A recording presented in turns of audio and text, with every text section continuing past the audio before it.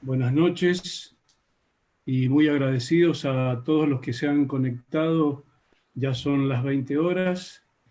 Estamos transmitiendo desde Mendoza con un enlace a Buenos Aires. Nosotros en el Instituto Castellani desde Mendoza hemos organizado, gracias a muchos amigos, a Martín Villalba, a Juan Fernando Sotire, que están colaborando permanente. Yo soy Néstor Luján, presidente del Instituto Castellani, y la idea, el objetivo de este congreso, de este ciclo de charlas, es poner en valor nuevamente a un eminente escritor argentino, pensador, teólogo, un sacerdote que tiene muchísimas facetas y que tiene muchísimo que decir para nuestra Argentina, para la Iglesia, en honor a la verdad. Así que bueno, bienvenidos a este ciclo de charlas que pretenden ser un congreso online, ya que no podemos hacerlo presencialmente como en otras oportunidades. Aprovechamos la tecnología y los medios audiovisuales a disposición para llegar a los más recónditos lugares.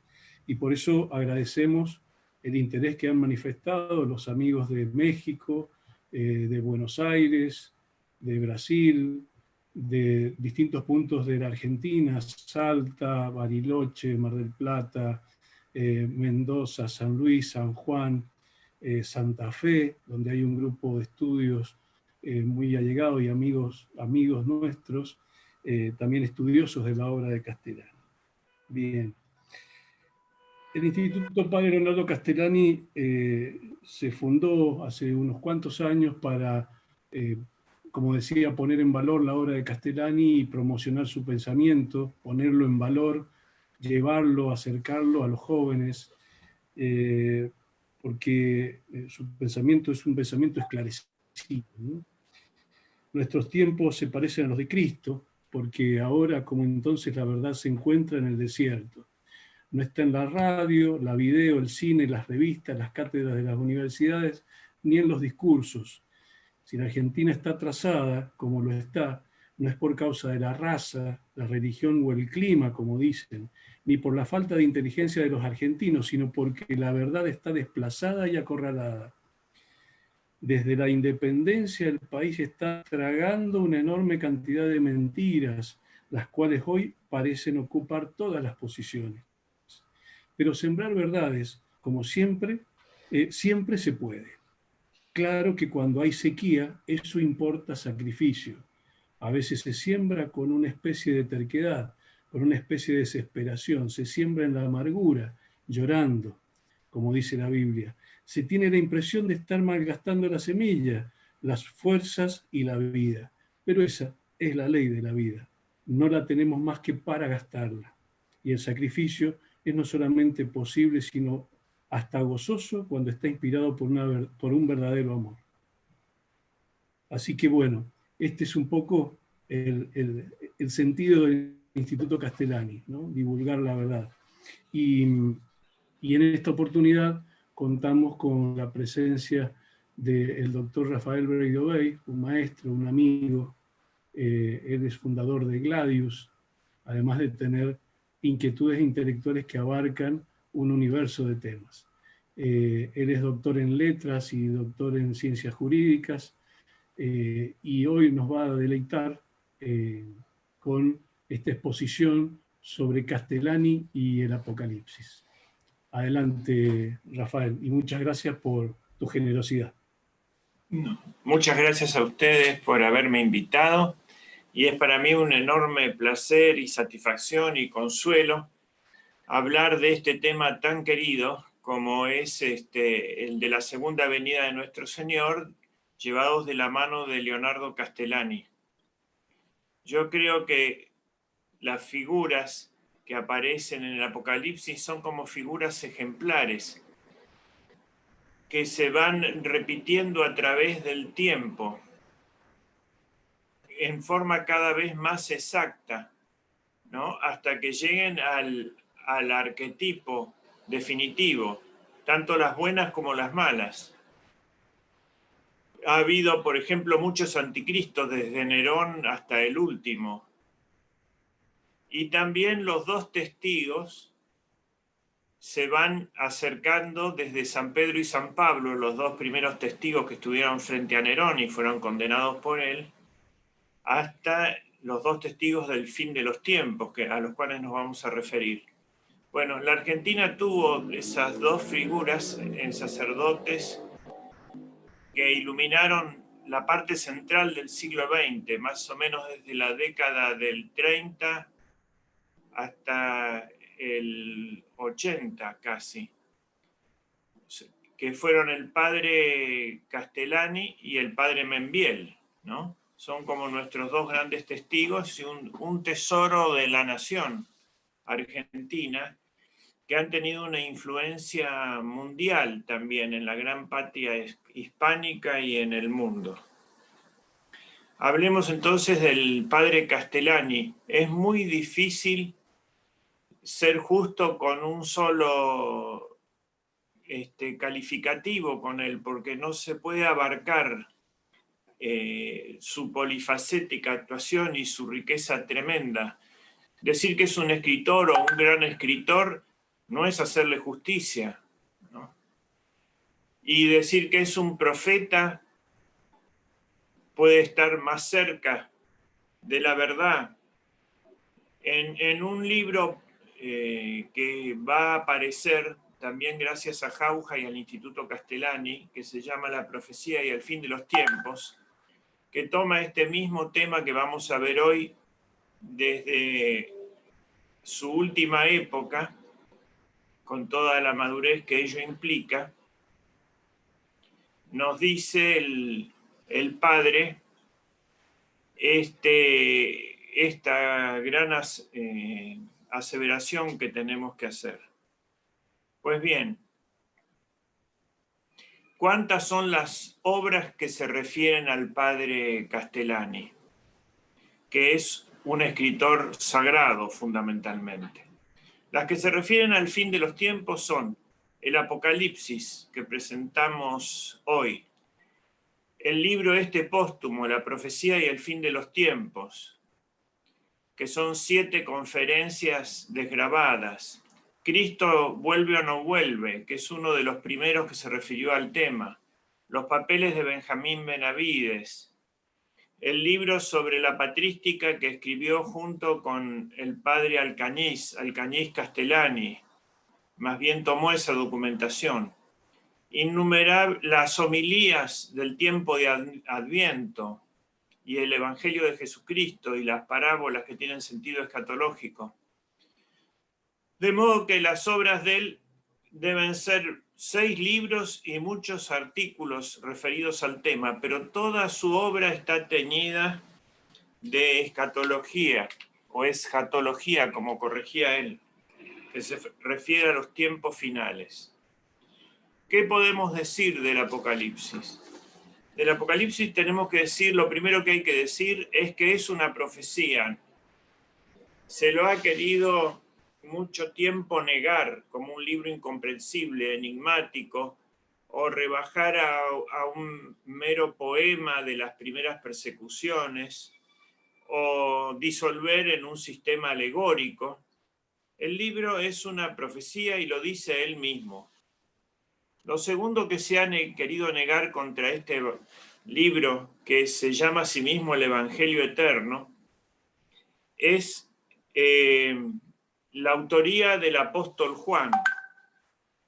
Y él sabía eso, porque lo había recitado posiblemente varias veces en las iglesias de Éfeso y de Asia que él comandaba, desde la ciudad de Éfeso, que era la capital. Se había recitado varias veces hasta que lo puso por escrito, por disposición del ángel. ¿A qué se refiere? Es una profecía del fin de los tiempos, pero también es una profecía de todo el tiempo de la Iglesia, desde la pasión de Cristo hasta la Jerusalén celestial. hasta la definitiva victoria de Dios y la vida de Dios junto con la humanidad, que es su desenlace. Profeta no es solamente el que se refiere al futuro, el que nos anticipa el futuro. Profeta es el que habla en lugar de Dios. Por eso, esta dimensión histórica que tiene sin duda el Apocalipsis y de interpretación de la historia también es profecía en ese sentido. Y se ha ido cumpliendo. Primero fue profecía cuando lo escribió San Juan, y ahora es historia, de modo tal que podemos decir que las 20 visiones en las que está estructurada internamente la obra, las 10 primeras son histórico-escatológicas, en tensión al fin, y las 10 últimas son escatológica-históricas. Hay una distinta concepción del tiempo. Bien.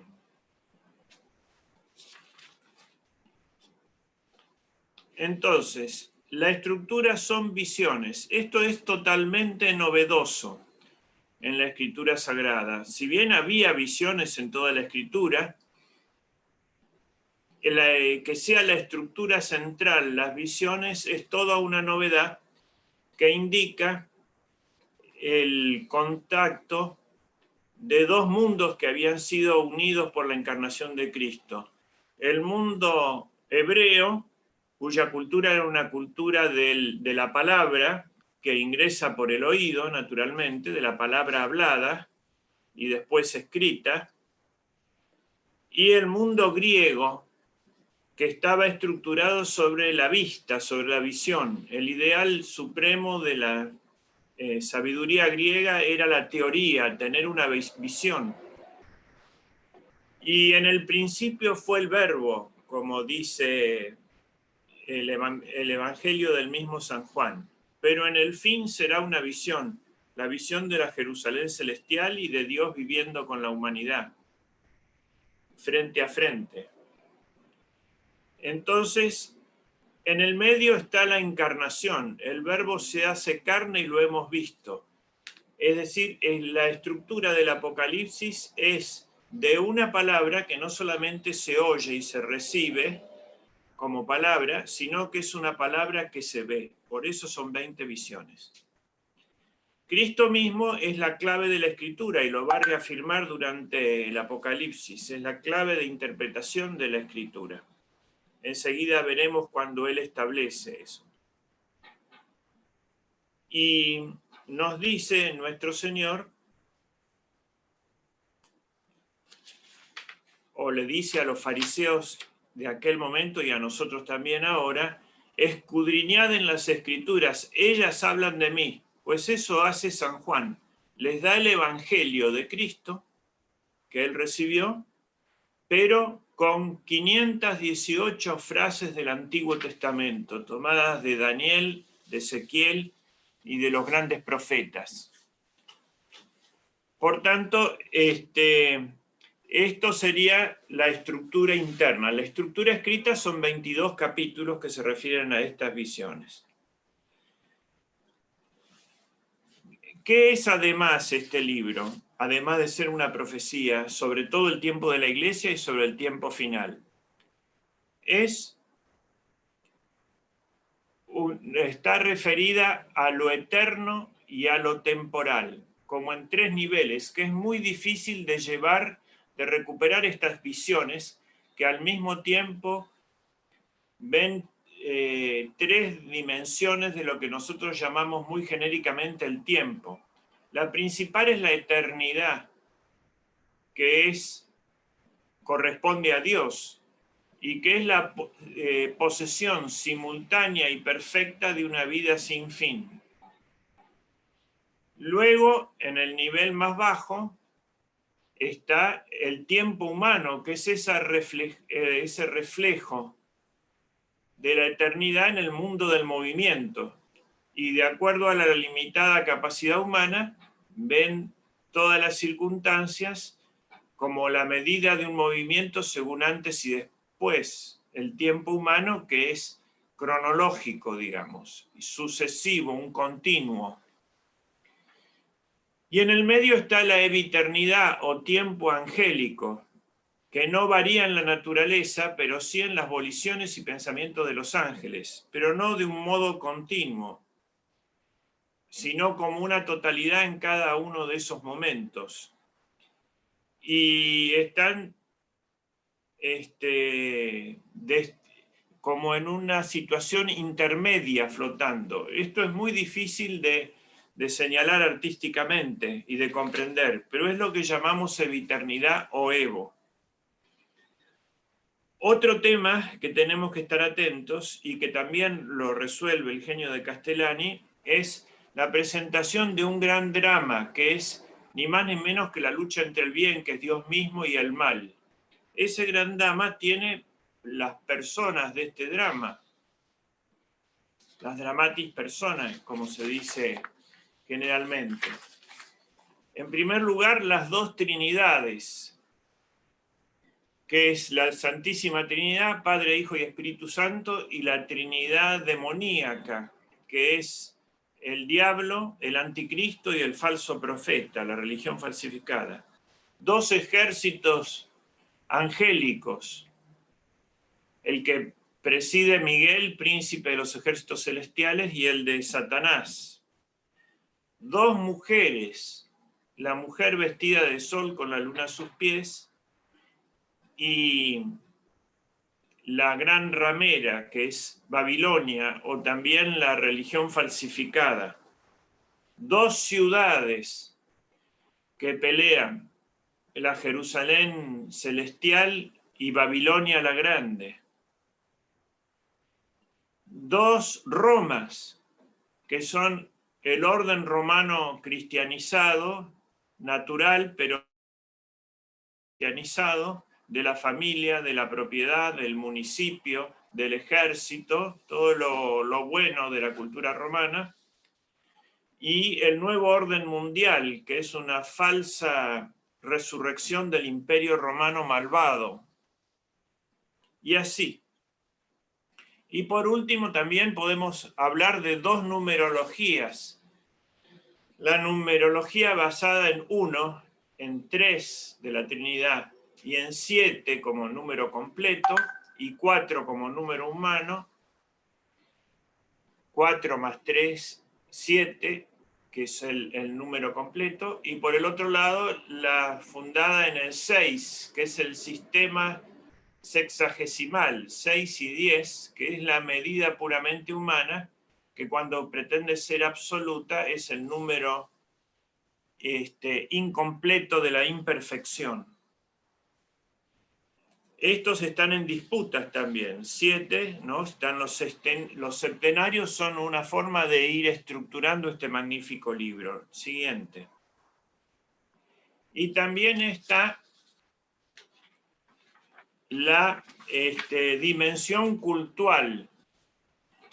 El Apocalipsis es como una gran misa, pero todos sabemos que la misa es una sola y que la celebró el único y supremo sacerdote, que es Cristo. El sacerdocio cristiano, católico, es una participación en el único sacrificio de Cristo, que es la misa celebrada al principio, el día Jueves Santo, que se instituyó la Eucaristía, y el día Viernes Santo con la Pasión. Luego hubo una actualización de esa misa por el propio Cristo en la fecha de Maús, ya resucitado, cuando primero les explicó la liturgia de la palabra, las profecías, y después lo conocieron al partir el pan. Y el Apocalipsis es como la última misa, que también tiene su liturgia de la palabra al principio, que es la apertura del libro sellado, y su Eucaristía, que es la invitación al banquete, que es la bienaventuranza suprema, a las bodas del Cordero. Lo iremos viendo. Bueno, con estas distintas dimensiones, la profética, la temporal y eterna, la numérica, vamos a ir interpretando nuestro texto.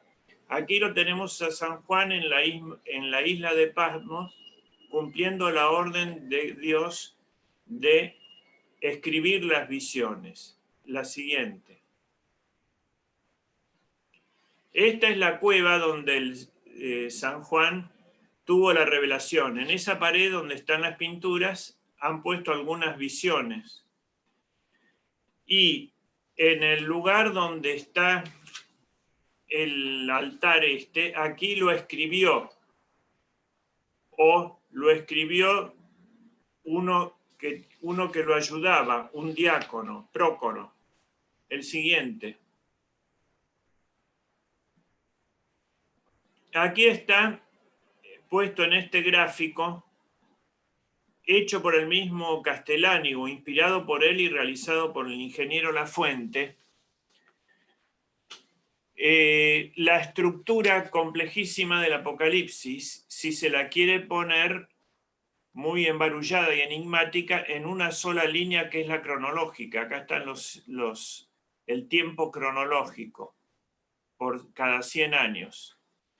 Y es la organización por septenarios. Va avanzando, pero no en forma lineal directa, sino en forma singular. El primer septenario son las 7 iglesias, y cuando llega a la sexta, que es donde viene la parusía, que sería la séptima, la Odisea, la que viene después de la parusía, recomienza con los 7 sellos. Y cuando llega el sexto, recomienza con las 7 tubas. Los mensajes a las 7 iglesias, eso es todo el tiempo de la iglesia. Los 7 sellos empieza a abrir esa profecía sobre el futuro. Las 7 tubas son los cambios de frente o las grandes herejías, que veremos enseguida. Y las 7 copas son los castigos por las grandes herejías. Y así continúa estructurándose, pero va avanzando en forma circular. Y recomienza desde otro punto de vista, hasta llegar a la parusía.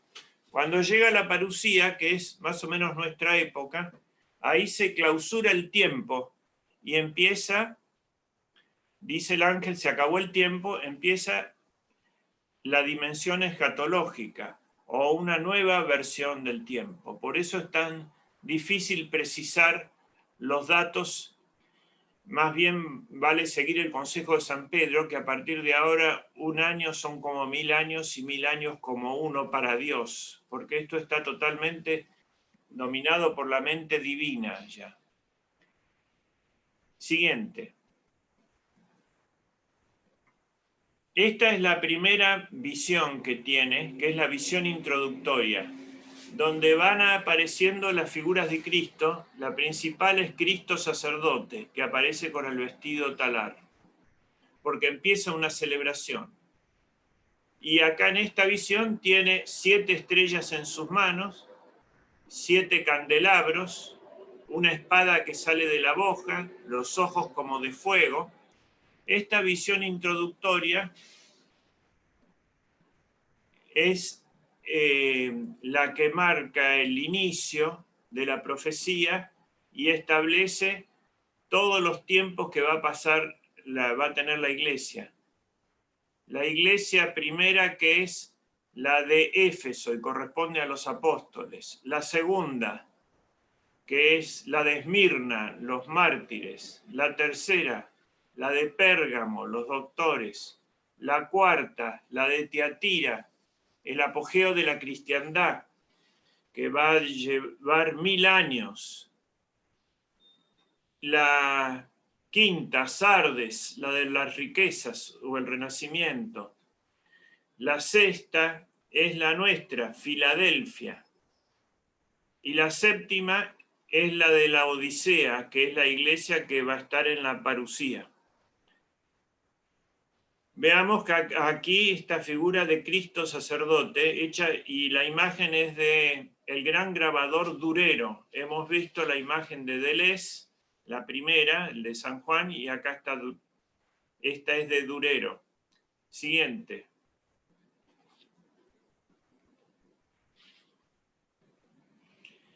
Este es el tercer gran grabador del mundo que vivió en Mendoza, es Víctor Deleuze. Y acá nos pone la misma visión ¿no?, de Cristo a través como Señor de la historia y del tiempo, y están los 7 candelabros. Resuelve el tema de la espada que sale de la boca, y acá está la visión de San Juan, que lo ve en la eviternidad. Pronto va a ser llevado ante el trono de Dios a la eternidad. Aquí está en los tiempos angélicos, que se ven simultáneamente al principio, y después va a ser progresivamente cuando ingresen en el tiempo, y al fin de los tiempos van a estar otra vez simultáneamente por la recapitulación. Vemos cómo el artista ha hecho, por ejemplo, Santa Sofía para explicar la iglesia de Tiatira, las iglesias barrocas, así ha elegido un estilo para cada tiempo, ¿no? Una obra maravillosa de arte. Y acá está el profeta San Juan con los billetes para enviar a las 7 iglesias. El siguiente.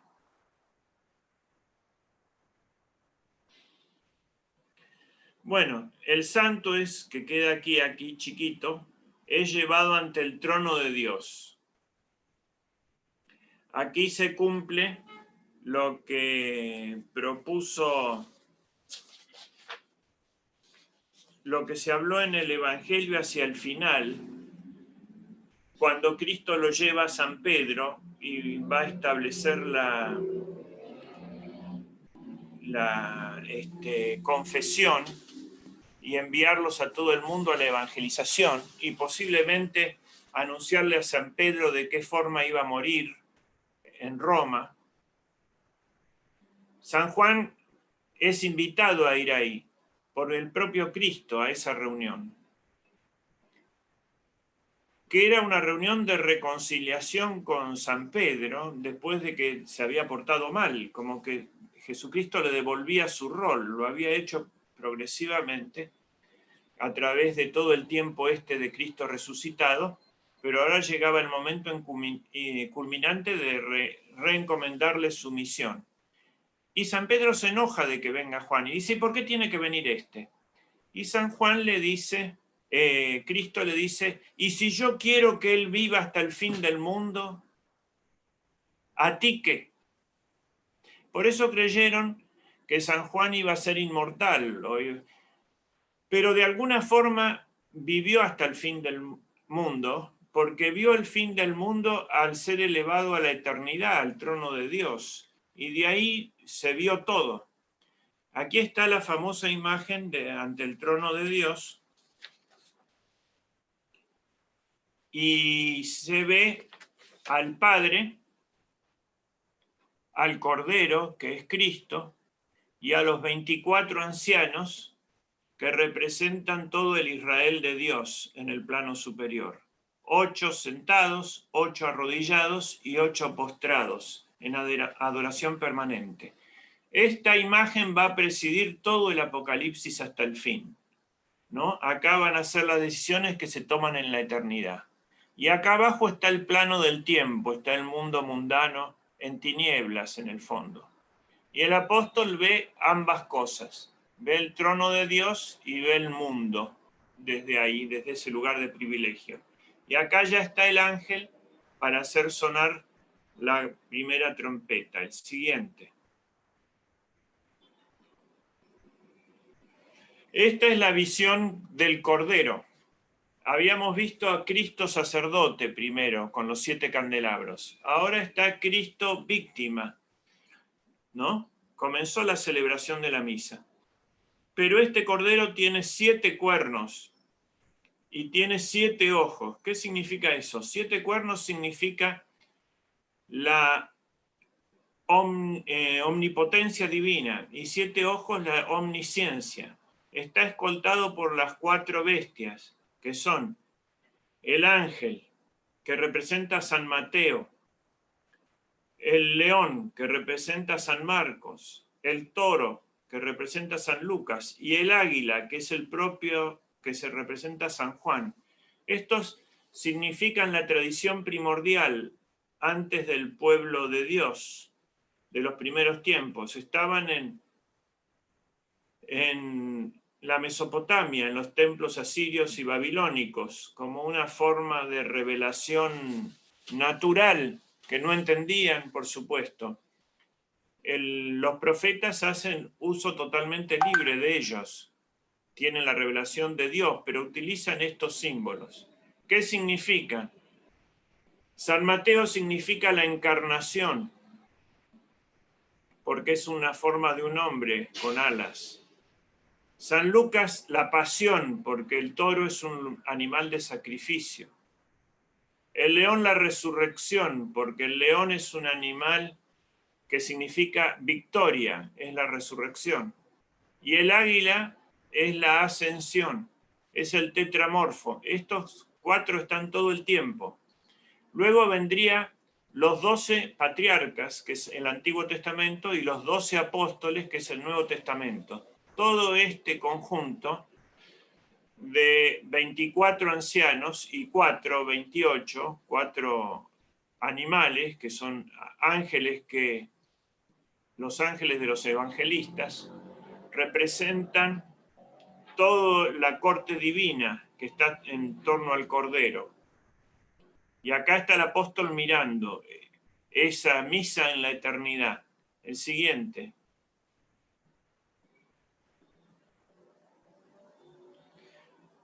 Entonces comienza la liturgia de la palabra y aparece un libro sellado. Aquí están los sellos que tiene el Dios Altísimo. Y nadie lo puede entender. Entonces uno de los 24 ancianos dice: solamente el Cordero tiene el derecho de entenderlo. Acá es donde establece el Apocalipsis, ya estableció él mismo que era una profecía, y establece que la clave de la profecía es el propio Jesucristo, de la interpretación de la profecía. Entonces el Cordero abre los sellos, el Cordero degollado. Hemos visto a Cristo sacerdote y ahora lo vemos a Cristo víctima, pero una víctima que ya está en la gloria, porque tiene 7 cuernos y 7 ojos, que significan la omnipotencia, como dijimos, y la omnisciencia divina. ¿Y cómo puede ser esto?, dice San Juan. Y uno de los ancianos dice: porque el Cordero es el león de Judá. Vamos viendo cómo cada figura no alcanza a explicar a Cristo, ¿no es cierto? Y ahí entonces el Cordero se va transformando en el león de Judá. El siguiente.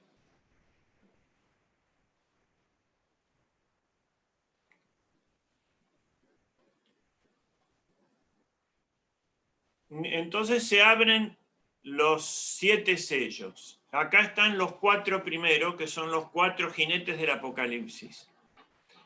El primer sello es el caballo blanco, que es la cristiandad, que salió vencedora para vencer. Vemos que acá presenta el sector de cada uno de los 4, y acá están las catedrales, los castillos. Cada uno de estos puntos de Víctor Deleuze es una obra de arte, como para ver con una lupa. Tiene, voy haciendo la referencia, 120 densidades distintas de tinta negra, hechas con un clavo. Es una obra de arte mundial, ¿no es cierto? Y el segundo sello es el caballo rojo, que es la guerra, que aparece como institución permanente de la humanidad cuando va desapareciendo la cristiandad. Y acá lo presenta este guerrero técnico acá, el caballo rojo, y la bomba atómica, que es la culminación de la guerra, con la guerra nuclear. El tercer sello es el caballo negro de la carestía, lo aparece como un banquero, y la montura tiene los signos, si uno los va a ver en detalle, de todas las monedas del mundo. Y lleva una balanza, que significa la carestía. Y el cuarto jinete es la recapitulación de los 4, y es la peste, o es el anticristo. Y en realidad es los 2, porque las plagas empiezan con la peste y culminan con la tiranía del anticristo. ¿no es cierto? En la figura de esto que es Moisés y las 10 plagas de Egipto contra el faraón, que sería la figura del anticristo, la plaga de la peste es la sexta, pero acá en la nuestra es la primera. Aquí vemos el caballo bayo. Siguiente.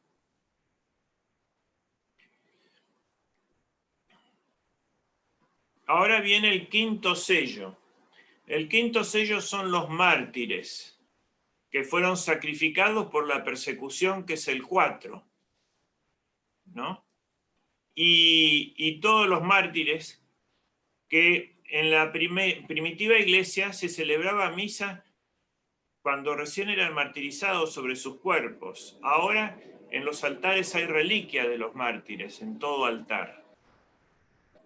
Entonces él lo presenta así: el cuerpo del mártir como un altar y el alma del mártir subiendo hasta el trono de Dios. Este es entonces el quinto sello y es la forma en que nosotros tenemos que actuar con nuestro testimonio. Ahí se van elevando del mundo mundano que está atrás y van subiendo hasta el altar de Dios. El siguiente. Esta es la asignación de los elegidos. Cuando ya se va a desencadenar la decisión divina, viene como un lapso de tiempo. Los 4 ángeles de los 4 puntos cardinales frenan. ¿Hasta qué? ¿Hasta qué frenan los acontecimientos? Hasta que sean signados los elegidos que están acá abajo en una gran procesión. Y hay un quinto ángel que es el que los detiene. El siguiente. Les quiero decir que le doy más importancia a las de Deleuze porque Deleuze contó con el asesoramiento del padre Castellani. Durero hizo 14 imágenes sobre el Apocalipsis y Deleuze hizo 49, 7 por 7, como un homenaje a los septenarios. Acá está entonces el trono de Dios donde van subiendo las oraciones de los mártires y arden sobre el trono de Dios. Acá está el apóstol y el ángel. El ángel está preparado para la liturgia, pero ahora lo sacrificado no es solamente Cristo, sino que es todo el cuerpo místico al final, en esta misa. Y el ángel del turíbulo carga con las oraciones de los mártires, que son estas llamas que están acá, que han subido hasta el trono de Dios, carga el incensario. Y ahí se va a producir la parusía, el desenlace. El siguiente. Y acá lanza sobre la tierra. Y comienza entonces los truenos y suena una primera trompeta. Y el ángel está aterrado porque ya comienza entonces la parusía. Pero en ese momento recapitula y volvemos al principio. Deja frenado ahí en la puerta de la parusía o de la manifestación divina. El siguiente.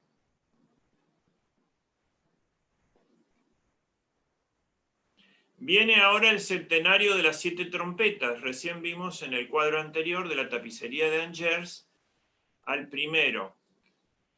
Acá están las 7 trompetas.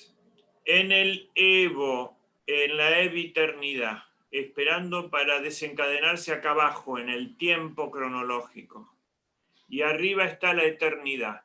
Vemos el trono de Dios, lejano ya, porque esto va a acontecer en la tierra. Los mártires que van subiendo hasta el trono, ¿no? Y cargando de energía la decisión divina. Dios lo ha pedido eso. Y se tiene que cumplir el número de los signados, de los elegidos. Y entonces, acá abajo están como todas las trompetas ya desencadenadas como la guerra atómica, pero vayamos de a una. Sonó la siguiente.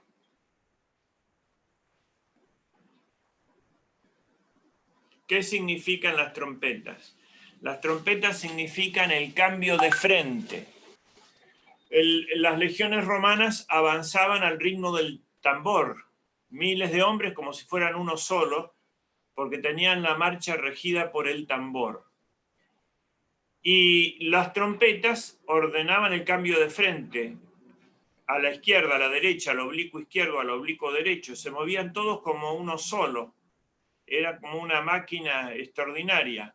Entonces esto significa el cambio de frente de la humanidad. Suena la primera trompeta, las otras están bajo, porque todavía no han sonado. Aquí están los mártires que llegan al trono de Dios. La eviternidad, por actuar sobre el tiempo histórico. Y la primera trompeta suena y cae el fuego sobre la tierra, que significa la herejía arriana, que se lleva 1/3 de la humanidad. El siguiente. Son las grandes herejías. La segunda trompeta, acá están los 7 ángeles, como en una cumbre, la eternidad, y cae una montaña al mar, que la hace como en forma de un leopardo. Esta no cae sobre la tierra, sino sobre el mar. Significa el Islam. Y se lleva también 1/3 del mundo. Es decir, de los 5 grandes patriarcados del mundo antiguo, que eran Jerusalén, Alejandría, Antioquía, Constantinopla y Roma, caen primero 3, que son Antioquía, Alejandría y Jerusalén, en poder del Islam. He frenado recién por Carlos Martel. Y 800 años después cae Constantinopla. Y esa intervención marca 2 épocas. La primera, que es el comienzo de la Edad Media o cristiana, y la otra, el fin de la Edad Media, que es la caída de Constantinopla. El siguiente.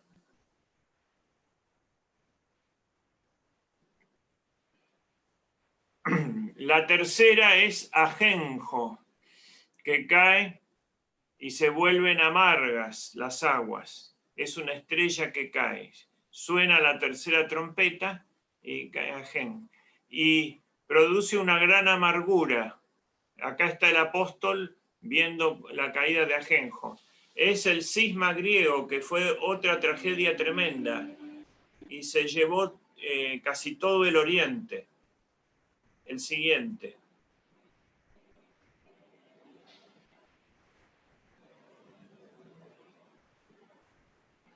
Lo vamos a ver también. Deleuze lo presenta así como un pope oriental a Focio. Y acá está cayendo como una estrella. La caída de las estrellas son los sacerdotes y los doctores, ¿no? El problema siempre salió del seno de la iglesia. Eso es el misterio de iniquidad. No salió del lado malo los problemas más graves, salieron de adentro. Ya lo vamos a ver, ¿no? Empezando por Judas y continuando por Arrio, que era obispo, y así. Acá están los 7 ángeles con sus trompetas, y acá está la caída de Ajenjo. El siguiente.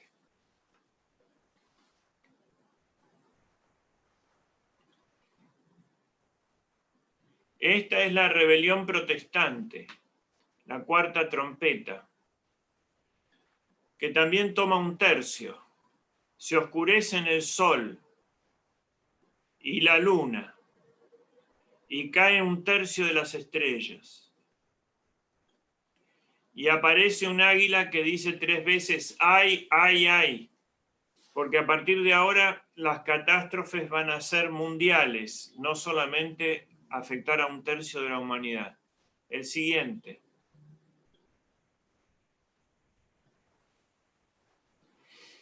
Esta es el águila. Que estaba preparada. Hay 3 ayes sobre la tierra y sus habitantes. Divide entonces el septenario en 4 más 3. El siguiente.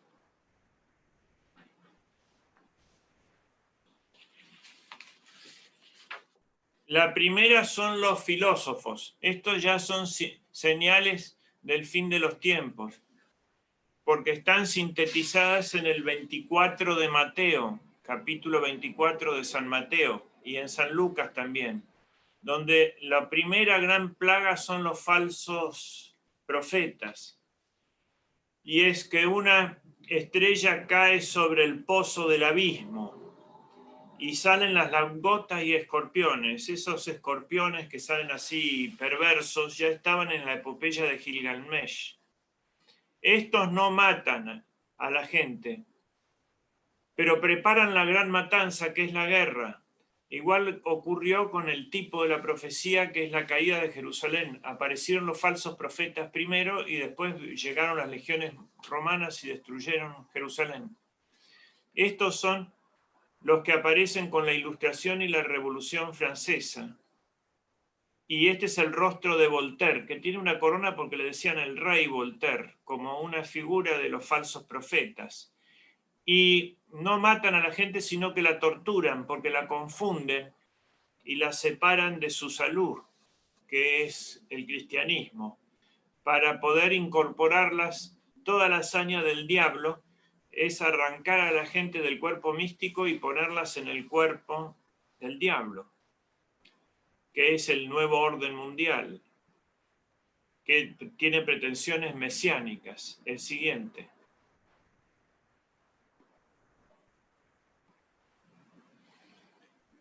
La 6ª trompeta es que se seca el gran río Éufrates y se desencadenan los 4 ángeles que están atados en el gran río Éufrates, que representan 4 naciones, como si dijéramos Irán, Irak, Siria y Turquía, ¿no? Que más o menos frenan al oriente, o sea, una gran invasión de los reyes de Oriente. Esto era el límite del Imperio Romano, llegaba hasta el Éufrates.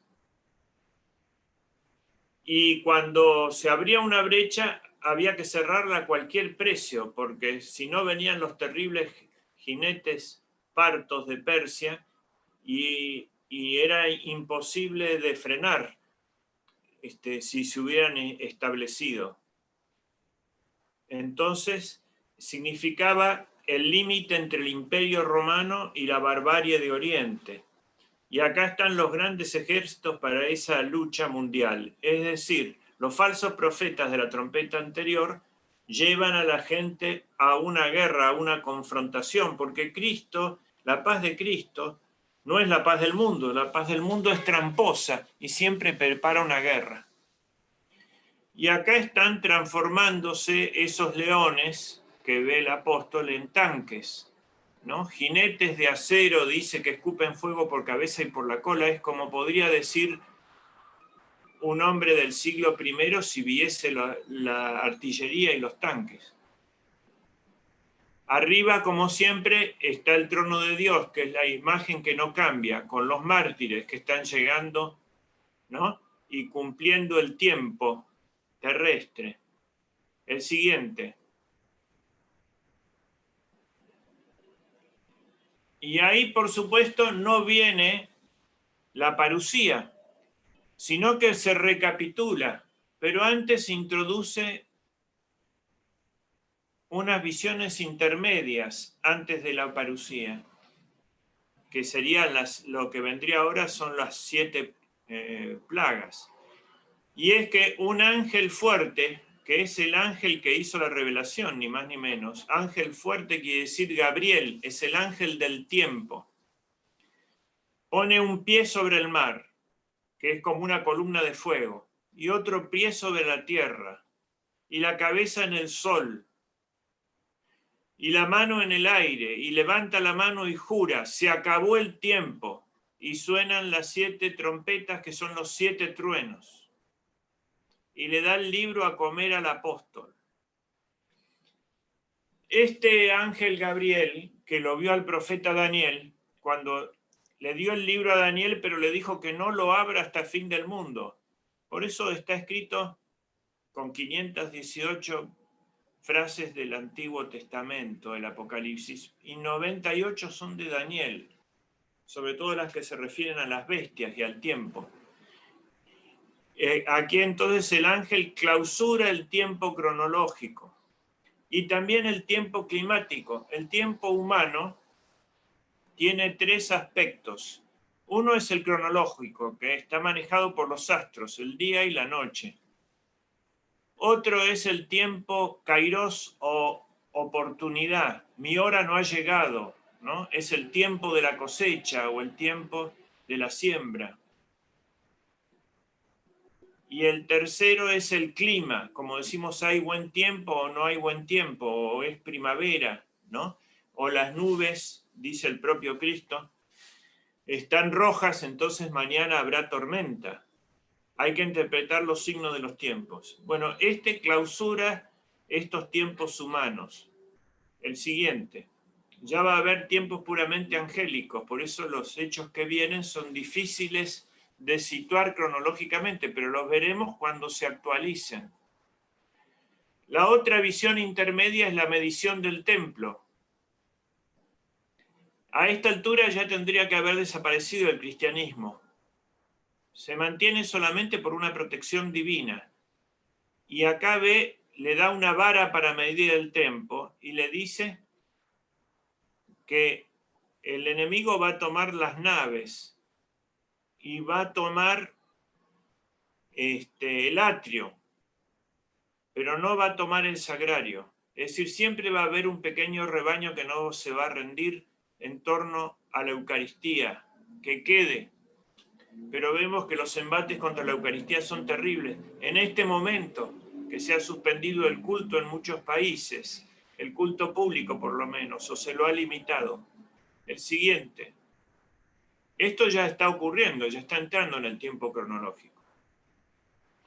La visión de los 2 testigos. Cuando llegue el reinado del anticristo, va a tener que aguantarse a los 2 testigos todo el reinado, de 3 años y medio. Y cuando los mate, ahí va a intervenir Dios en los 3 últimos días de su reinado. Acá están los 2 testigos en la tierra frente al anticristo, con 7 cabezas. Y arriba está el trono de Dios, y Dios los está viendo, y tiene las almas de los testigos delante de él. Según algunos son Enoc, que no murió, y Elías, que fue arrebatado por un carro de fuego. Pero yo creo que se han dado varias veces en la historia, ¿no? Hasta que llegue al arquetipo definitivo. Y en ese momento veremos quiénes son. ¿No es cierto? Pero eso quiere decir que para lo que Dios nos quiere, que es para que demos testimonio de Él, ese testimonio y ese martirio es lo que produce la intervención divina. Estos son como el arquetipo de todos los mártires y de los testigos. El siguiente.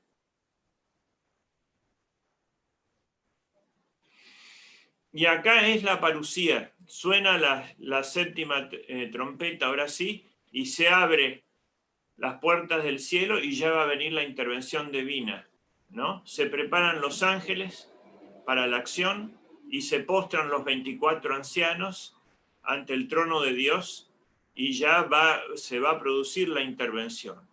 Y acá están los mártires que van a actuar con Jesucristo en esa guerra metafísica. Pero naturalmente recomienza acá. El siguiente. Y se ve la visión cúspide, que es la parturienta. la mujer vestida de sol con la luna a sus pies. Fíjense qué grandiosidad, que es la Virgen María, y es la Iglesia, y es el Israel de Dios. La Virgen María es la figura de la Iglesia, porque la Iglesia es Jesucristo con su cabeza, y ella lo ha tenido en su seno, como lo tiene la Iglesia ahora Cristo. Es el arquetipo. Y este es el demonio que procura destruir, es la pelea de la mujer y el dragón. Pero también representa a la mujer por sentido máximo, que es la mujer del Génesis, que tiene guerra sin cuartel con la antigua serpiente, que ahora ha crecido hasta ser el dragón. Ella también ha crecido hasta ser la mujer vestida de sol. Aquí el artista la presenta como la iglesia, como un edificio por un lado, y por el otro lado como la mujer. Los dos símbolos de la iglesia. María, del espíritu de la iglesia, y el edificio, que decimos también la iglesia. Y está preparado el dragón para atacar a la mujer. También indica la gran lucha que va a tener cada mujer por defender la vida, ser... Lo que Dios quiere de ella es que sea señora y dadora de vida, como imagen que es del Espíritu Santo también. El siguiente. Y entonces el dragón se pelea con ella en una batalla cósmica, se levanta de la tierra, y a la mujer también le aparecen dos alas de águila, y empieza el combate entre la mujer y el dragón. Larga un río de persecución, que es este. Pero se abre la tierra y se traga el río. Y la mujer se salva. El siguiente.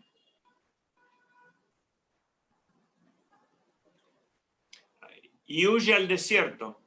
Acá está la mujer águila. Y acá abajo vemos la gran grieta que se tragó la persecución. Y detrás viene ya el jinete del caballo blanco a intervenir. Jesucristo en socorro. Y la mujer es llevada al desierto. Y es la iglesia también.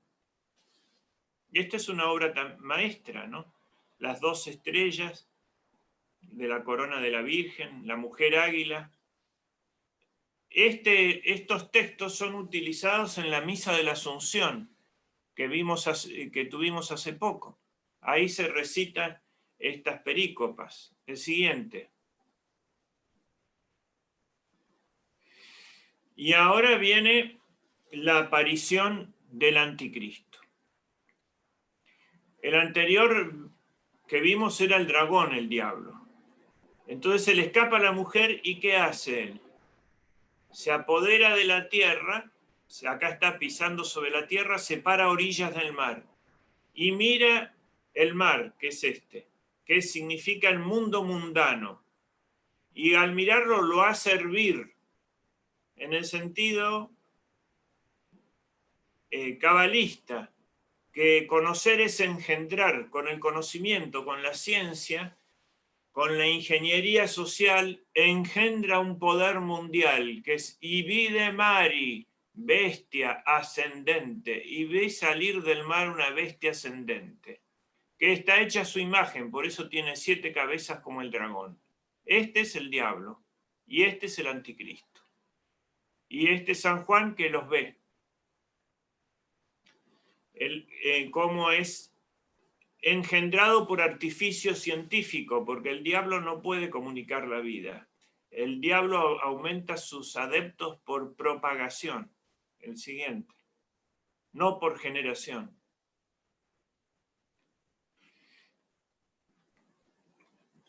Y el mundo cae posternado delante de la bestia y delante del dragón, y le rinden culto. Eso es la abominación de la desolación, ¿no? Darle culto divino al diablo, al satanismo y al nuevo orden mundial. Tiene 7 cabezas porque habían sido 7 reinos, y por la figura de la Roma pagana que cedía sobre 7 colinas. Y también por hacerle la burla a Dios. Hasta ahora fuimos 6, o somos el 6, pero Si el cordero tiene 7 cuernos y 7 ojos, yo tengo 7 cabezas. El siguiente es el desafío a Dios. Y aparece el falso profeta, un tercero, que hace que todo el mundo, acá hay un obispo, la religión falsificada y otro, adoren a la bestia. Esta es la bestia primera, que es el anticristo, y la bestia segunda de la tierra, que es el falso profeta. Y además es la cabeza de la ciencia moderna, porque amenaza con hacer llover fuego del cielo. El siguiente, que es como la energía atómica, el terror nuclear para dominar el mundo. Y acá viene la abominación de la desolación en el lugar santo. En el altar de Dios han puesto al anticristo, en que se hace adorar. Aquí están adorando. Y la bestia segunda, fíjense qué interesante, el falso profeta, la religión falsificada, es el que ordena la persecución de los cristianos. Aquí está matando a los que se niegan a adorar a la bestia. Es decir, vamos a ser entregados por los falsos sacerdotes, ¿eh? Ellos nos van a apuntar y nos van a entregar a la persecución del anticristo. Esta es la gran denuncia de toda la vida de Castellani y su gran llaga, denunciar el fariseísmo religioso. Y este gran artista de la tapicería de Angers, que esto era bajo el encargo, el teólogo eran los nietos de San Luis, Roberto de Anjou, etc., lo hacen poner como central a la religión falsificada, que maneja toda la maniobra. Y acá está el anticristo. El siguiente. La bestia hace segunda, o sea, el falso profeta hace otra cosa más, marca a la gente. Esta es la parodia que hace permanentemente de Dios. Como vino el señalamiento de los elegidos en los sellos, al principio, él va a marcar a la gente con la vacuna esta y el chip, según se está viendo, para que nadie pueda comprar y vender si no tiene la marca de la bestia. El siguiente.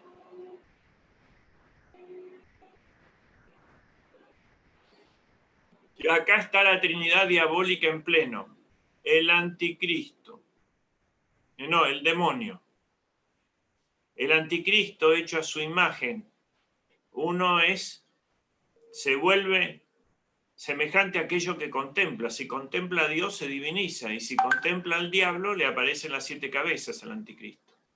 Y acá está el falso profeta, como un hipócrita, ¿no? Tiene cuernos como el cordero, es la parodia del cordero, pero su voz es como el dragón. Y acá está el 666. Esto significa la muerte del verbo, quieren. El logos, que el mundo no tenga más sentido. Fíjense que Gramsci, uno de los falsos profetas, hace la guerra al sentido común, al logos y a la norma, a nomos, ¿no? La falta de normas, de orden romano, se produce por una falta de sentido y de lógica. ¿Y el mundo cómo va a ser entonces? Va a ser datacéntrico. El nuevo orden mundial va a ser manejado matemáticamente por la tecnología. Por eso el anticristo no tiene nombre, tiene un número, 666. Es el algoritmo supremo que rige y todos los procedimientos. El siguiente.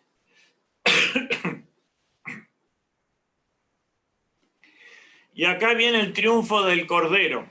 El Cordero convoca a sus huestes. Este es el Padre eterno, la visión del trono de Dios, que es la eternidad. Esto no cambia. Las cosas pasadas no pasan para Dios, ¿no? Dios no se muda, dice Santa Teresa, y la Biblia, San Malaquías. Pero Cristo sí entra en el tiempo. Sube al monte Sión y es el triunfo del Cordero. Y acá vienen las vírgenes en el sentido que son los que no cayeron en la idolatría. Y acá abajo, fijémonos cómo pone el artista, guiado por Castellani, Deleuze, las huestes del anticristo son algoritmos matemáticos ya, ¿no? Es el nuevo orden ya deshumanizado totalmente, ya no tiene ni siquiera la monstruosidad de las cabezas, ¿no? Aparecen todas estas cosas que cada vez son más abstracciones numéricas. El triángulo, el infinito, no sé. El siguiente. Y acá llegó, como en toda misa, el momento de los difuntos. Pero este es el gran momento de los difuntos que tenemos en toda la misa, ¿no? Porque es el momento en que van a resucitar.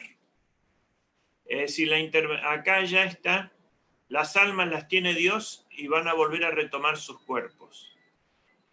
Este tal cual texto, que no lo puedo leer por razones de tiempo, es el que se reza en la misa de los difuntos. Y en la misma misa, el siguiente.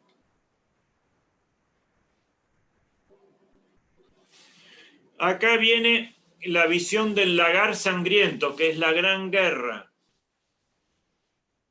El lagar es el lugar donde se transforman las uvas en vino. Y ese lagar inunda la tierra, ¿no? Y es el ángel exterminador con una hoz, hace la siega primero y después la vendimia sangrienta. Es el anuncio de la gran guerra de los continentes que están preparando. El siguiente. Y acá viene la visión de las 7 copas. Toda esa maldad que vimos, esas herejías, van a ser castigadas con las fialas, las 7 copas o redomas. Acá están los ángeles ante el trono de Dios esperando ver el momento, el siguiente, de enviar las redomas sobre la tierra. El primero, la tira, acá está, la roja, y aparece la peste, que en esa época la presentan como la sífilis. Este es el treponema pálido, y esto es un chancro que afecta a toda la ciudad. Y Castellani le dedicó mucha importancia a esto en Cristo vuelve o no vuelve, todo un capítulo. Él mismo se horrorizó después, dijo que era demasiado, pero tiene grandes hallazgos, y una era que la sífilis iba a ser vencida, pero iba a volver cada vez de forma peor, como ha venido por el SIDA y por todas estas otras variaciones, que son la misma peste bubónica que vino por primera vez. Y como siempre, anuncia la gran guerra, porque esto debilita mucho a Occidente, ¿no? Por ejemplo, la peste bubónica fue en 1350, ¿no?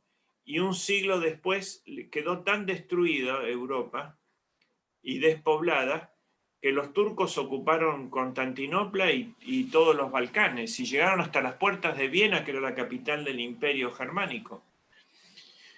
Es decir, que viene una destrucción de la economía junto con la peste y un debilitamiento de todo Occidente y del mundo que es previo a la gran invasión, el siguiente. Y es ya guerra bacteriológica. La segunda cae sobre el mar, que simbólicamente, no alegóricamente, otro día explicaremos la diferencia que hay, representan las relaciones internacionales, que van a quedar envenenadas. Pero también hay que entenderlo, y en primer lugar, literalmente, como la contaminación de los océanos. Contaminación de los océanos, interpretación literal. Y contaminación de las relaciones internacionales, como estamos viendo ahora también. El siguiente, las guerras comerciales y las guerras por el 5G, etc. La tercera, peste cae sobre los ríos. Esto sería un río contaminado por la ciencia moderna. Y son los medios de comunicación, los ríos, y la cultura moderna, que está envenenada. A corromper y a ser corrompido, a eso llaman cultura. Y acá se presenta el circo romano con la crueldad y el asesinato, siempre con la mentira sigue el crimen, ¿no? la diversión de Asmodeo, ¿no? El terrible desarrollo que tiene todo lo que es el juego, de modo que hasta la misma política es una política juego, hablan del juego de la política, y que es la condena que tiene lo que no tiene objeto. El siguiente. La cuarta cae sobre el sol. Hemos visto ya que cae sobre la tierra, sobre el mar, sobre los ríos y ahora sobre el sol, sobre los 4 elementos. Y es la ciencia moderna, la energía nuclear posiblemente, y la manipulación genética, y las radiaciones que se producen por las comunicaciones, y todos los otros inventos modernos que han puesto sin estudiarlos bien, todas las consecuencias que hacen como los aprendices de brujo. El siguiente.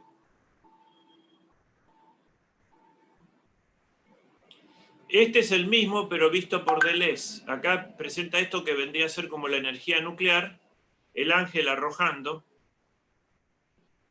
y acá la gente ardiendo por la radiación atómica. El siguiente.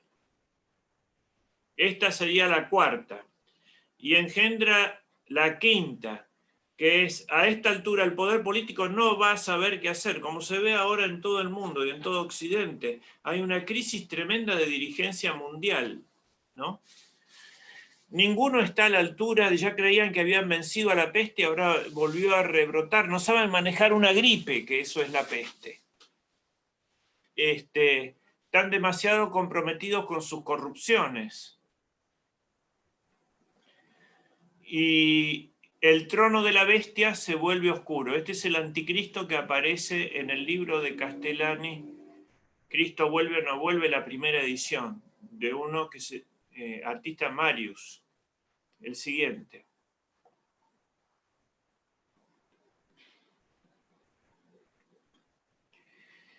Y viene la guerra, pero antes de la guerra, como siempre, la herejía, ¿no? Preparan los falsos profetas engendrando, que ahora aparecen por las 3 ranas del Apocalipsis. Una sale de la boca del dragón, el liberalismo, este es Rousseau. Otra sale de la boca del falso profeta, que como un cordero el modernismo. Y otra del anticristo, Marx.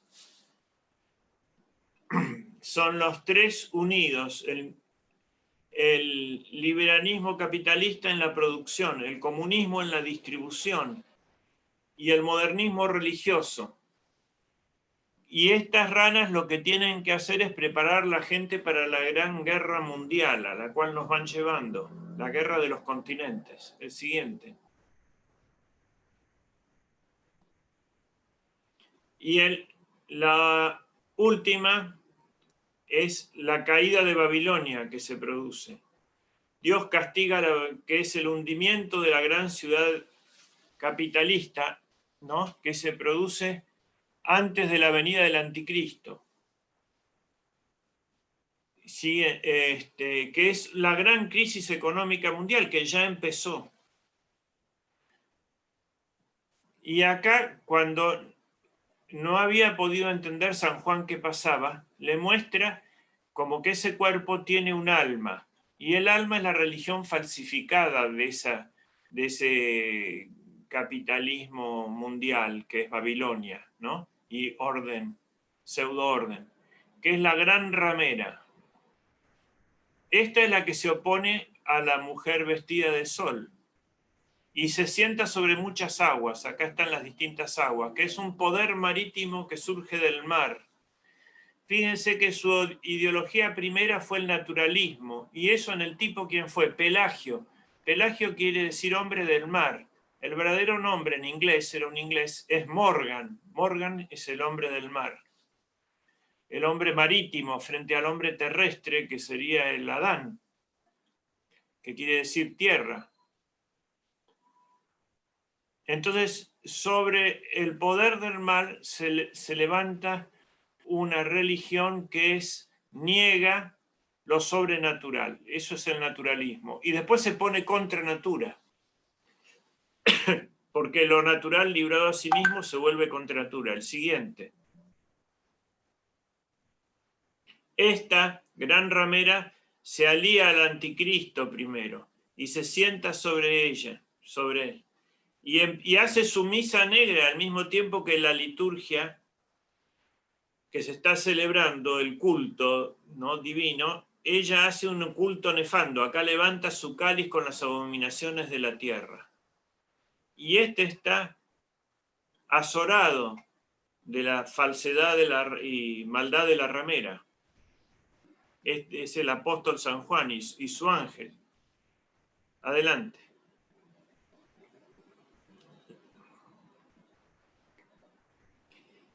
Entonces viene el decreto divino de lanzar como una rueda de molino al mar, y para producir el fin de la ramera. Y acá está la bestia, la ramera que está encima, y la destrucción de Babilonia. Es una vuelta cíclica al mismo problema. Y acá se lamentan todos los comerciantes y los reyes de la tierra. Este tiene una corona, ¿no?, por la gran crisis de los imperios centrales, sería, de Babilonia la Grande, la caída de ese mundo, ¿no? Destruido por una bomba atómica, porque en una hora fue destruida por fuego del cielo. El siguiente.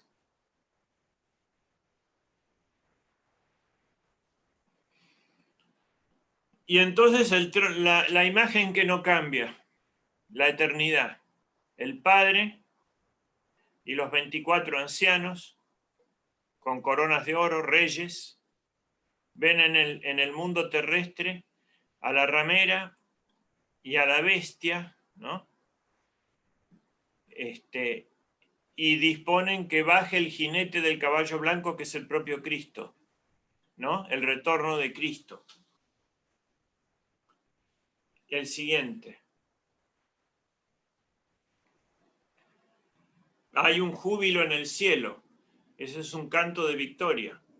Y acá viene el jinete del caballo blanco. Ese que estaba pequeño arriba, ya acá lo vemos grande, con su hueste de innumerables salvados o elegidos, que son los que no idolatraron a la bestia, ni al nuevo orden, ni todo eso. Y llegan sobre la tierra para la parucía, es decir, para destruir al mal. El siguiente.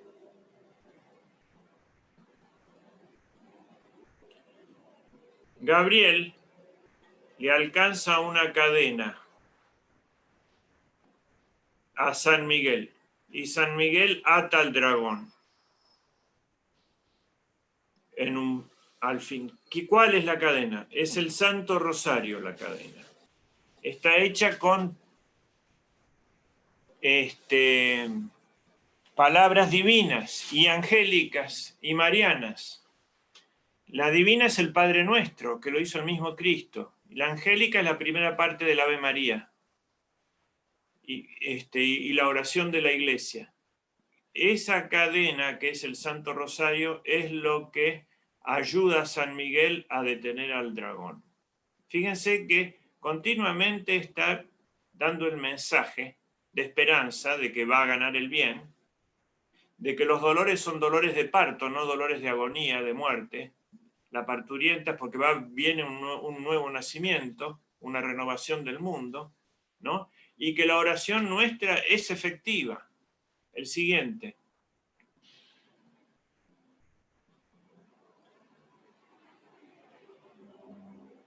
Esta es la Comovédeles, que el ángel encadena al falso profeta y los tira todos al pozo de azufre, a los monstruos. El siguiente.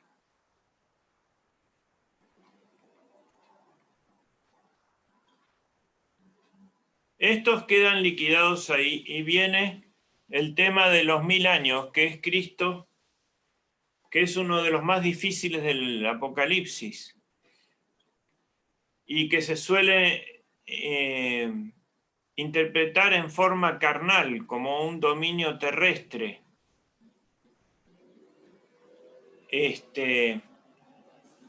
Y es que Cristo reinaría 1000 años antes del juicio final. y después recién vendría el juicio final. Todos los padres eran milenaristas, pero milenaristas espirituales. Y el mismo San Pedro dijo, 1000 años es como un día para Dios y un día son como 1000 años. Así que no podemos realmente saber eso ni resolverlo con una fórmula cronológica, porque habíamos dicho que este tiempo es escatológico histórico, no histórico escatológico. La interpretación de San Agustín es que la primera resurrección que gobierna con los mártires, resucitados primero al principio de los 1000 años, es el bautismo. Y la segunda resurrección es la resurrección colectiva de los demás. Bueno, hay distintas interpretaciones, pero aquí la ciudad no hay que confundirla con la urbe. La urbe son los edificios, la ciudad es la ciudadanía.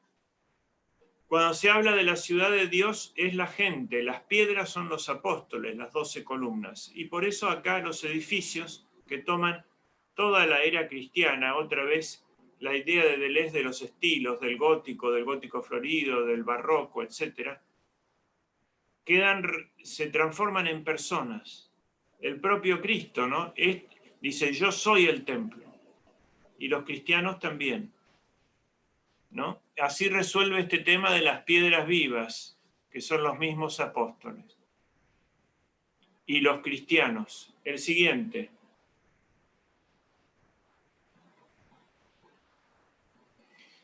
Acabados los 1000 años, se suelta el demonio. El falso profeta y el anticristo ya han desaparecido porque eran humanos y fueron destruidos en el pozo de azufre. Pero el demonio sale y vuelve a atacar la ciudad de Dios. Pero es destruido por fuego del cielo en el instante. Y él llevaba un ejército que eran Gog y Magog. Gog es un rey y Magog un reino. Este es el infierno que vomita a Satanás y lo lanza sobre la tierra de donde estaba encerrado. El siguiente.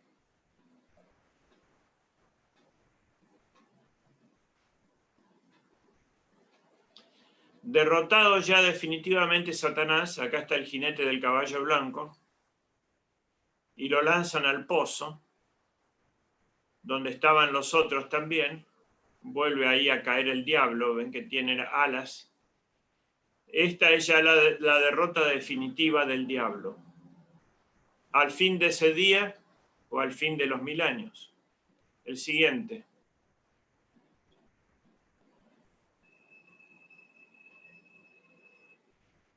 Entonces viene el juicio final. Este es el Cristo del juicio final, Alfa y Omega. Y de este lado, que está a la izquierda, están los que caen a la izquierda de él, no a la nuestra, los que se condenan. Y aquí suben los que se salvan, en un movimiento circular perfecto. Se produce la separación de las tinieblas y la luz. Siguiente. Esto es visto por Gustave Doré, la segunda D, ¿no? El trono del Padre, el círculo de los ángeles y la separación de la luz y las tinieblas. Estos son los que caen condenados, van al infierno. El siguiente. Este es un juicio final bizantino que tiene muchísima teología, pero no lo podemos explicar por razones de tiempo. Pero dicho apresuradamente, está el Padre eterno, está Cristo que es el juez. Esta es la visión que no cambia. Está la Virgen de un lado intercediendo en el juicio final y del otro lado el Bautista, y arrodillados los primeros juzgados, Adán y Eva. Y acá están los 12 apóstoles sentados para juzgar, y los ángeles. Y acá está el ángel del paraíso que le había cerrado la puerta a Adán que es el que permite que suban las almas de los salvados, que van subiendo por este camino hasta llegar al trono de Dios. Pero todavía está para acusar la serpiente. La antigua serpiente quiere subir al trono de Dios, y sube, y sube, y sube, y sube, y se repliega, y muerde el talón de Adán. Pero eso no puede porque lo defiende la Virgen. Finalmente cae en este pozo. Lo tienen explicado en el libro del Padre Sáenz sobre los íconos. El ícono esplendor de lo sagrado está en detalle. Pero es el Apocalipsis puesto, recapitulado desde el juicio. El siguiente. Aquí está finalmente, le muestra la Jerusalén celestial. El apóstol se quiere arrodillar ante el ángel, pero el ángel no lo deja, porque le dice que solo a Dios adora, porque los elegidos serán como los ángeles del cielo, dijo Cristo, sicut angeli. Entonces lo espera Dios en la Jerusalén celestial, que es el lugar donde se vive con Dios. El siguiente. Aquí tenemos de Gustave Doré, el ángel mostrándole la Jerusalén celeste a San Juan. Esta es la Jerusalén celestial, que baja del cielo. No es una creación de la política, ni del nuevo orden, ni a fuerza de músculos humanos o artificio o conocimiento humano. Baja del cielo, con las oraciones de los santos. Y no tiene sol ni luna, porque su luz es el Cordero. El siguiente. Finalmente, se encuentra el apóstol con el Padre y con el Cordero. Y está en el paraíso ya reconstruido. Nuevo cielo, que es esto, y nueva tierra. Es la reconstrucción del paraíso terrenal y de toda la creación por Dios. Y el río de la vida, anunciado al principio a las 7 iglesias, y el árbol de la vida aparecen de nuevo. Muy bien, con esto terminamos, ¿no? Por lo tanto, el Apocalipsis es una obra de esperanza. Los dolores son dolores de parto, no de agonía, ¿no es cierto? Y era el libro de cabecera de los primeros cristianos porque tiene una bienaventuranza, que es bienaventurados los que leen este libro. En realidad el Apocalipsis tiene 7 bienaventuranzas. La principal de todas es benditos los invitados a las bodas del Cordero, que es el momento que es eucarístico, el de la unión de Dios con los hombres, otra vez como fue en el paraíso primordial, pero mucho más sobrelevado. Muchas gracias por la paciencia. No, muchas gracias a vos, Rafael. Y abrimos este último momento de la charla, conferencia de Rafael, que nos ha mostrado estas hermosas imágenes y su contenido, simbolismo, ¿no? Que es realmente impresionante. Abrimos este momento para que hayan preguntas.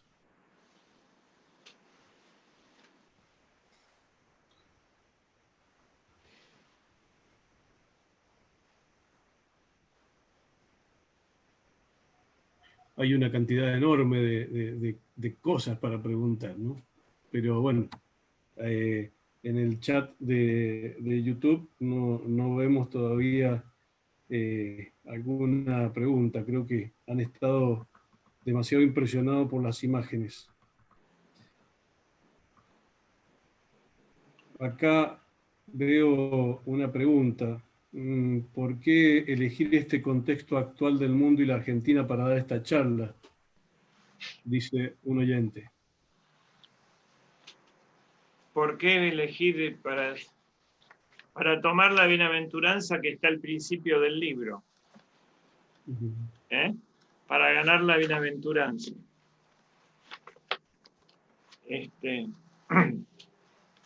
Y este es el libro de cabecera. Además, el Apocalipsis León Blois decía, lo cita Castellani, lo leí ahí, cuando quiero leer cuando quiero saber las últimas noticias, leo el Apocalipsis. Entonces, ¿por qué? Para saber lo que pasa.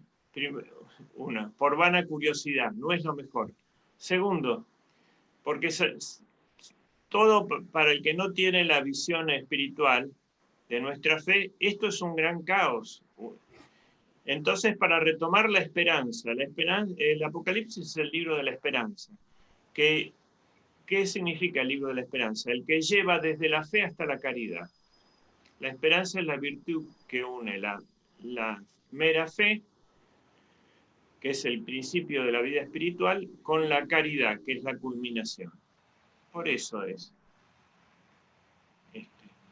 Perfecto. Y además hay un cierto gozo de saber. Hay un placer en saber y en entender. Es un consuelo que tenemos, por eso tenemos que ser los últimos testigos, estamos invitados a hacer eso, y este es nuestro vademecum. Otro oyente de tu conferencia, Rafael, pregunta, ¿en qué estado o etapa apreciás, crees que estamos? Yo creo que estamos al borde de la gran crisis de la ciudad capitalista, que va a ser un colapso como fue el del comunismo en su parte del mundo, ¿así? Pero va a ser todo el mundo y luego va a venir, los hechos son los siguientes. Primero, una serie de herejías, cada vez más grandes y dañinas. Las tubas designan herejías. Después vienen las plagas, que son las consecuencias de esos errores. Después viene un periodo corto de paz y tranquilidad. Después, una gran ciudad fastuosa y prostituida, un gran continente quizá, domina el mundo por el dinero y de una religión falsa, de un cristianismo falso, dice Castellani. Y luego viene la guerra de los continentes. Eso es lo que se está preparando. Aunque Benson, que es uno de los autores que sigue Castellani, modernos, dice que presenta al anticristo como el que evita la guerra mundial. De todas formas, una cierta guerra va a haber, y se van a destruir 2 o 3 países, parece, y los demás se van a rendir, que son los 10 reyes que le entregan su poder al anticristo. Después viene un emperador plebeyo, ¿no? En esperanto, no verdadero esperanto, sino el ridiculizado por Castellani, es la presidente de Europa. Después de destruir a los 3 reinos de la coalición, se somete a los demás atemorizados. Esto está en el profeta Daniel. Y después de esa constitución del poder mundial se desencadena la persecución contra la iglesia. Y la religión falsificada es destruida también. La bestia, una vez que la usó, la destruye, la despedaza. Y se establece un culto nefando. Y eso produce, cuando mueren los testigos, se los tiene que aguantar todo el tiempo. Y cuando los mata, ahí se produce la intervención divina en la parusía. Yo creo que ya estamos en los hechos novísimos, ¿no? Que ya han empezado. Y más o menos como están en la eviternidad, pero ya están contaminada la cultura, ya está produciendo desastres la ciencia moderna, que antes en el siglo XIX era idolatrada con el progreso y ahora la gente le tiene miedo al progreso, no quiere tanto progreso, porque produce mucho daño, ¿no?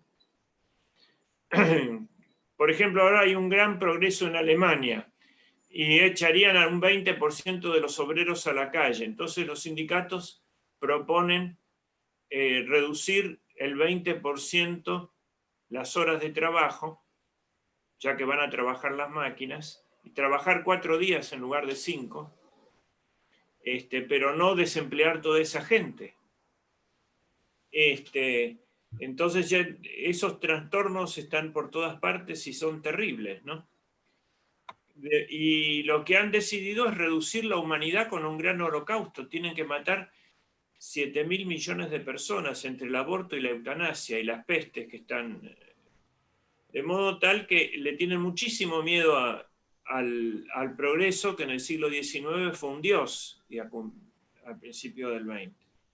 Todas las divinidades del panteón de la Ilustración que dominaron en lugar del cristianismo durante 500 años están cuestionadas. La naturaleza, que era totalmente poderosa, salus per natura, salvación por la naturaleza, siglo XVII, XVI y XVII, ahora están encerradas en los parques nacionales, pobre naturaleza. Y todo es un gran acto contra natura, esta civilización. Y el progreso también proponen la vuelta a la Pachamama, ¿no? Y así.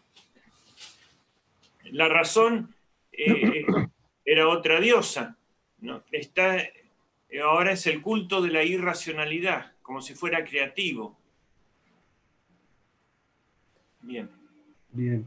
Hay algunas otras consultas. Lo del comienzo de la nueva visión del tiempo, de la que hablaba, ¿es referida a la actualidad?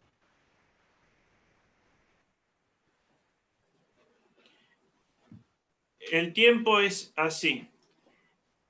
Con el pecado de Adán, el tiempo se volvió contra el hombre y era un demonio, el tiempo inmanente, el tiempo del pecado, que se llamaba Cronos, y en la mitología griega se devoraba a sus hijos, se comía a sus hijos. Hasta que Cristo, que es la eternidad, entra en el tiempo por el sí de la Virgen María.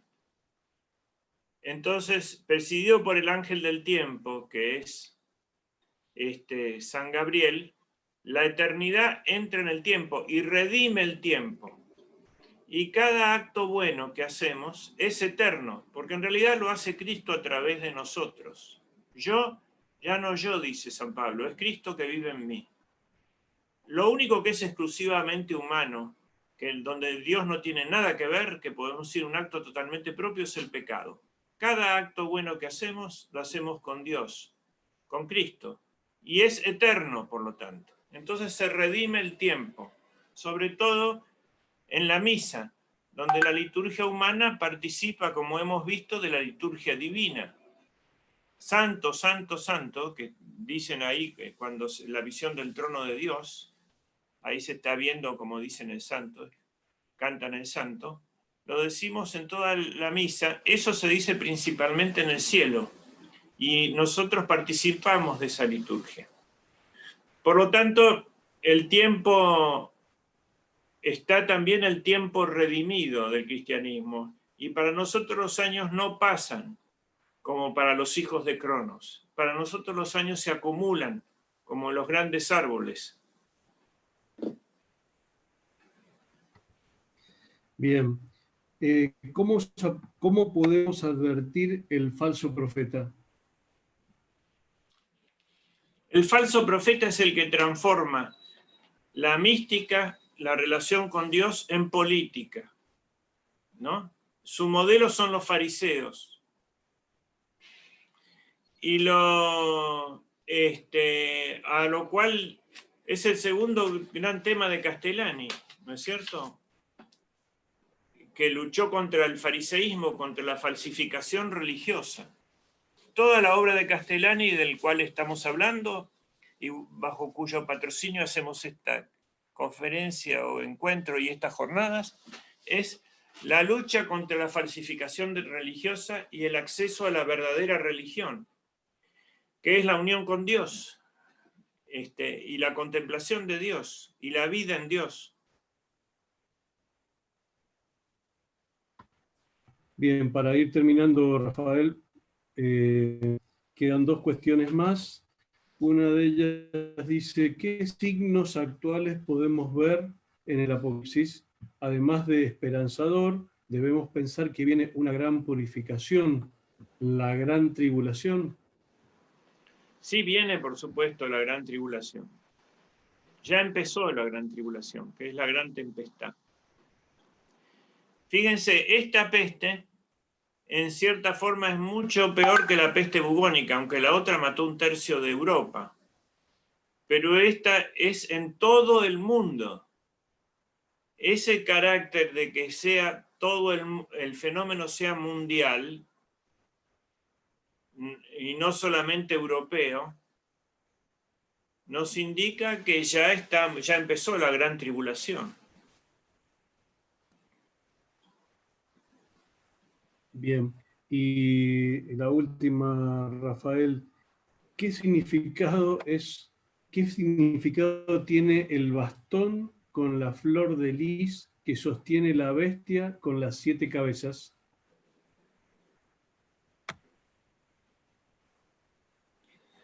Eso fue hecho, es de la tapicería de Angers. Entonces lo ponen usurpando el cetro de Francia. Pero siempre en cada gran época de la cristiandad hubo un comentario extraordinario del Apocalipsis que tuvimos. Se recurrió a él. Por ejemplo, cuando España cayó en poder del Islam, en una cueva se encerró el capitán del palacio con un puñado de soldados y toda España cayó en poder de los musulmanes en 3 años. Y estaba reducida la España cristiana a esa cueva donde se apareció la Virgen en Covadonga. Y el capitán se transformó en rey por traición del rey de España, que era don Rodrigo, y defección. Quedó Pelayo, el nuevo rey de España, rey de una cueva. Y Pelayo le dio sus hijos para educar a un gran sacerdote que era el Beato de Liébana, que hizo el primer comentario del Apocalipsis de esa época, de la Edad Media. Y los dibujos de él salen las catedrales del sur de Francia, por ejemplo, repiten esos. Entonces estaba inspirado un poco en lo que había visto del Imperio Visigodo, pero trataba a partir de esa situación de ver el fin, toda la época, y darle esperanza a una España que estaba sometida y que iba a entrar en una guerra que iba a llevar 800 años. Después, los nietos de San Luis también tuvieron que vivir el tema de muchos problemas y hicieron la tapicería de Angers, ¿no? Durero es el gran pintor de la Reforma y el Renacimiento, y Deleuze de la Revolución Francesa, Doré. Y después el Felipe II tomó lo de Durero, y Franco también, hicieron hacer unos tapices extraordinarios, pero con el diseño de eso. Entonces eso nos indica algo artístico, que hay uno por cada gran época, ¿no es cierto? Y nosotros tuvimos la suerte, en la Argentina, de tener este artista y a Castellani para hacerle la teología que el otro pudo expresar.